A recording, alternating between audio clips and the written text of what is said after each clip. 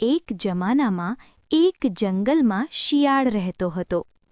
એક દિવસ શિયાળને ખૂબ જ ભૂખ લાગી હતી અને તે શિયાળ ખોરાકની શોધમાં જંગલમાં ભટકી રહ્યો હતો.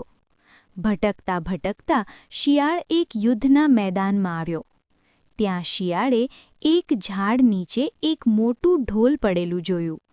જ્યારે પવન ફૂંકાયો ત્યારે ઝાડના મૂળમાં ઉગેલી એક કોમળ ડાળી ઢોલ સાથે અથડાઈ અને ઢોલમાં અવાજ નીકળ્યો.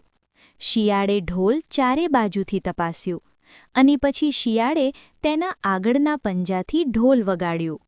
ઢોલે અવાજ કર્યો. હવે શિયાળને લાગ્યું કે કદાચ ઢોલની અંદર બીજું કોઈ નાનું પ્રાણી હશે અને તે તેના માટે ખૂબ જ સ્વાદિષ્ટ ભોજન બનશે. પરંતુ શિયાળને ડ્રમની ટોચને ફાડવી ખૂબ જ મુશ્કેલ લાગી. શિયાળે એક યોજના વિશે વિચાર્યું અને તેના આગળના પંજાથી ઢોલને મારવાનું શરૂ કર્યું. ઢોલના તાલે આખું જંગલ ગુંજી ઉઠ્યું. ઢોલના અવાજ તરફ આકર્ષાયેલો એક દીપડો તેની પાસે આવ્યો. શિયાળે દીપડાને કહ્યું, મહારાજ, ઢોલની અંદર કોઈ પ્રાણી છુપાયેલું છે. તમારી પાસે તીક્ષ્ણ પંજા અને મજબૂત દાંત હોવાથી તમે ઢોલની ટોચને ફાડી શકો છો અને ઢોલની અંદર તમારા શિકારને પકડી શકો છો. દીપડો પોતે ભૂખ્યો હતો, તેથી તેણે તેના ભારે પંજાથી ઢોલની ટોચ પર માર્યું.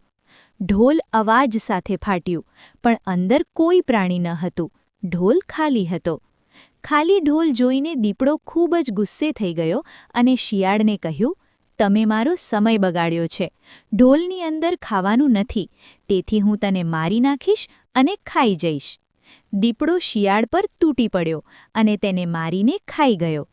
જો બાળમિત્રો, તમને અમારો આ વિડિયો ગમ્યો હોય તો લાઈક કરજો, શેર કરજો અને અમારી ચેનલને સબસ્ક્રાઇબ કરજો અને બેલ આઇકન દબાવવાનું ભૂલશો નહીં.